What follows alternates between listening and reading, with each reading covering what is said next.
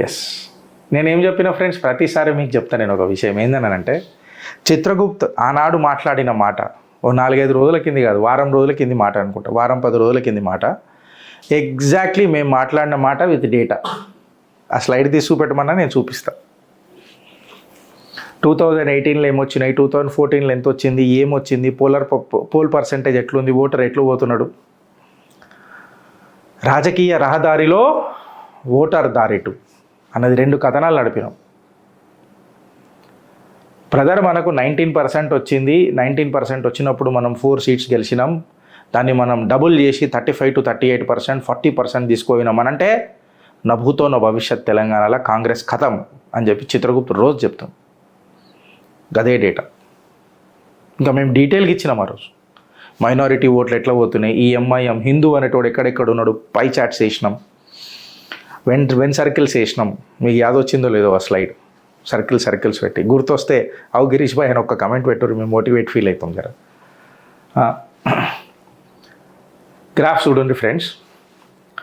2018 assembly ఎన్నికలల్లో BRS పార్టీకి 46.87% వచ్చిందట. 2019 లోక్సభల 41.29% వచ్చిందట. 2023 అసెంబ్లీలో 37.35% వచ్చిందట. ఫ్యాక్ట్ ఏందనంటే సుమారు 5% డ్రాప్ అవుతూ వచ్చింది. Whether it may be assembly, consecutively parliament and consecutively in the next assembly 5% drop అయ్యి వచ్చింది. ఓకే, ఈ 5% ఎక్కడ పోయిందో మీరు చూడండి. మేము ఆ రోజు కూడా చెప్పినాం, ఈ రోజు కూడా చెప్తున్నాం. 2018 అసెంబ్లీలో 28.43% కాంగ్రెస్కి వచ్చింది.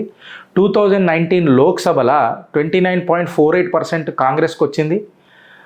2023 అసెంబ్లీలో 39.40% వచ్చింది.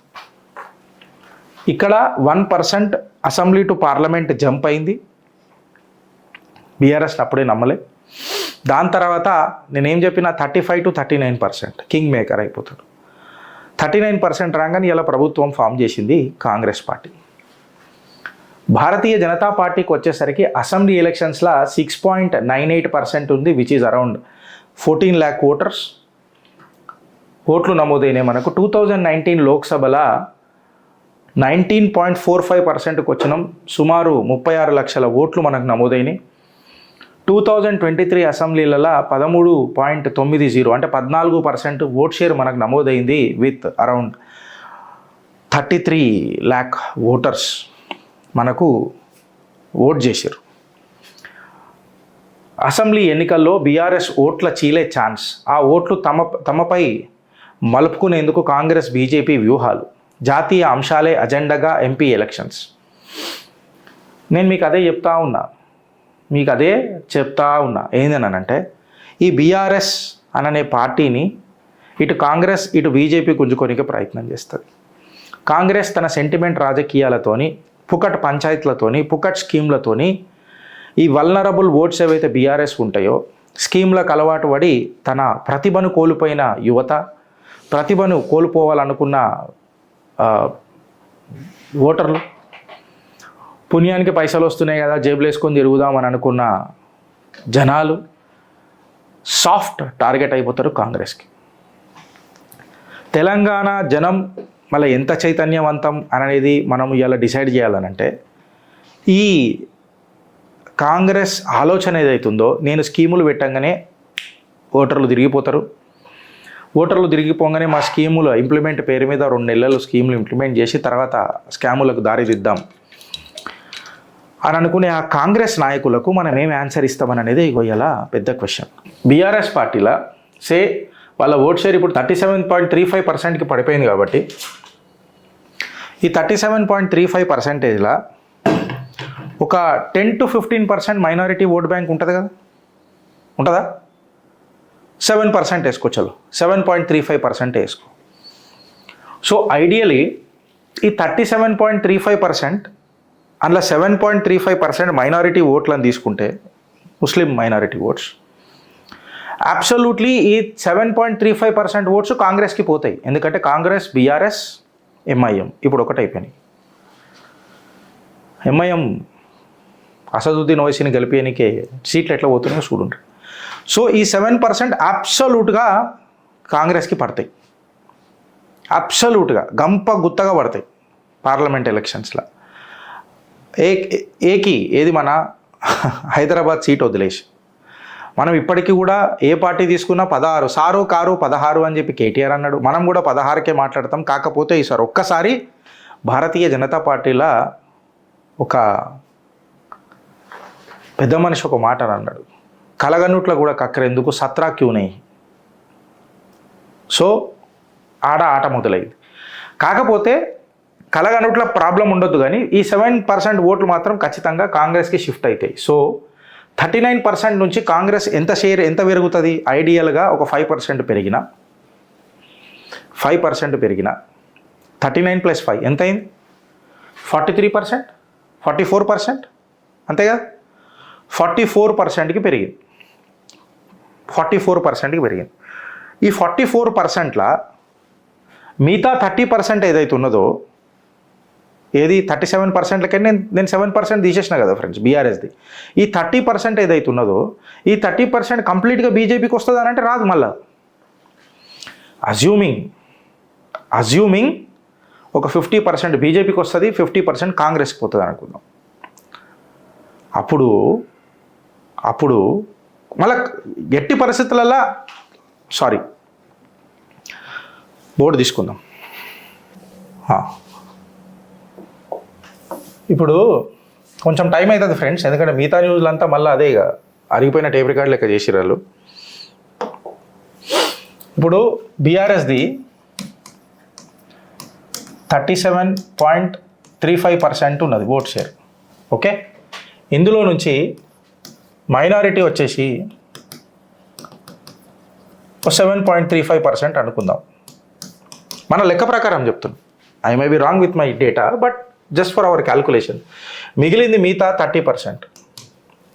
ఈ 30%లో ఎట్లుంటుంది అంటే, ఈ 30%లో కూడా వేరే మినిమం 20 to 25% టీఆర్ఎస్ ఉంచుకుంటుంది. అట్లనే టీఆర్ఎస్ ఉంచుకుంటుంది.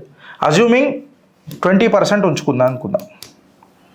మిగతా 10% ఏదైతే ఉన్నదో అది 5% ఇటు బీజేపీ ఇటు కాంగ్రెస్ తీసుకుంటుంది. అయితే ఇక్కడ మీరు అర్థం చేసుకోవాల్సింది ఏంటంటే, ఈ 7.35%లా 90% ఆఫ్ దిస్ ఓట్ షేర్ అంటే సుమారు మోర్ దెన్ 5% ఖచ్చితంగా ఇది కాంగ్రెస్కి వస్తుంది. అంటే కాంగ్రెస్ ఎంత ప్లస్లో అయింది? ఇప్పుడు ఇక్కడ 10% అయింది. ఆల్రెడీ కాంగ్రెస్కి ఎంత ఉంది? 41% ఉందా? 39% ఉంది. సో 39 ప్లస్ 10 ఎంత అయింది? 49% దాకా పోతుంది మీకు కాంగ్రెస్. సో బీజేపీ నరేటివ్ ఏడుంటుంది అంటే, ఇప్పుడు మనం 19%లో ఆల్రెడీ ఉన్నాం కాబట్టి పార్లమెంట్ ఎలక్షన్స్ లాస్ట్ టైంది తీసుకొని మాట్లాడితే, లేదా 14% ఇప్పుడు తీసుకొని మాట్లాడితే, ఈ 14%కి ఇప్పుడున్న ఐడియలిస్టిక్ సిచ్యువేషన్ ఈ 5% 19% అవుతుంది మనకు. 19% అవుతుంది. అయితే ఆట ఏడ మొదలవుతుంది అంటే ఫ్రెండ్స్, 50% మోడీ చరిష్మా.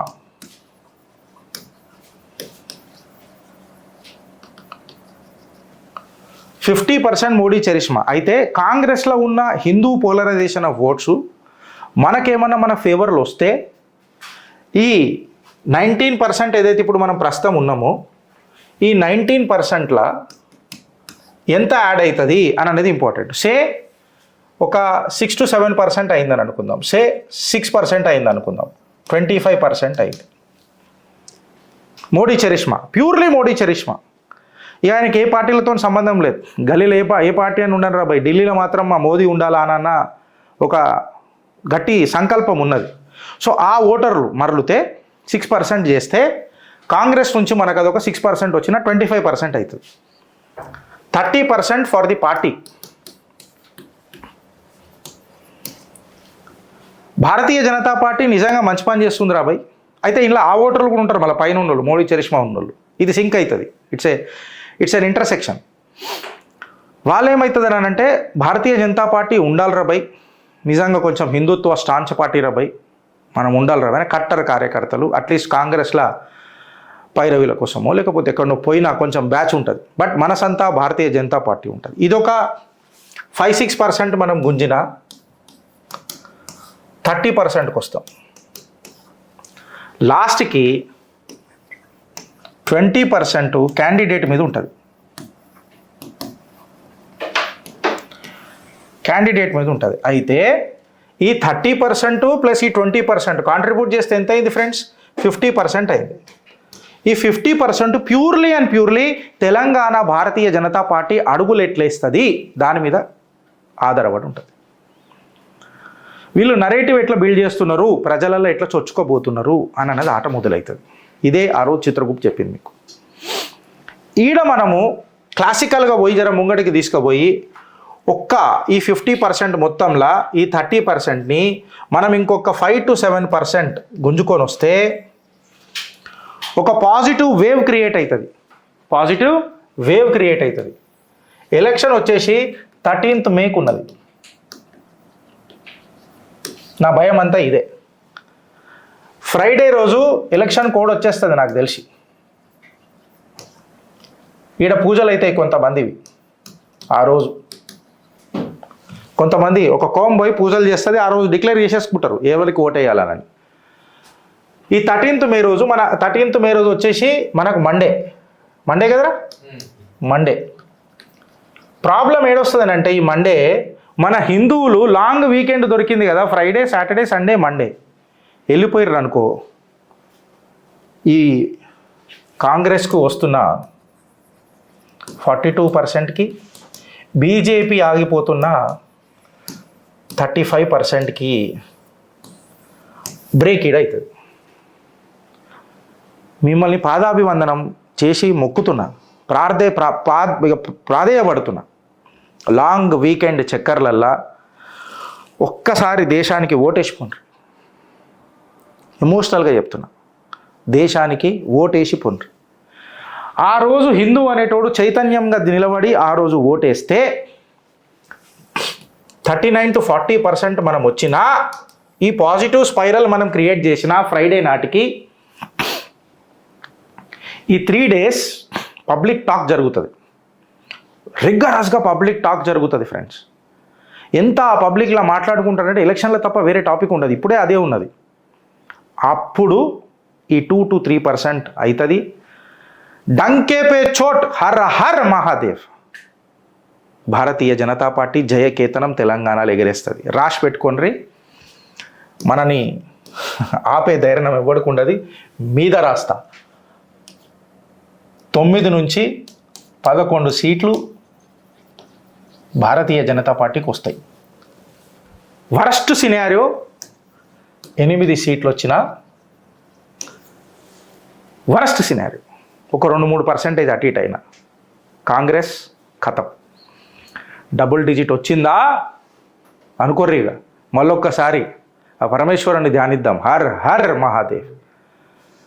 కాంగ్రెస్ ఖతం.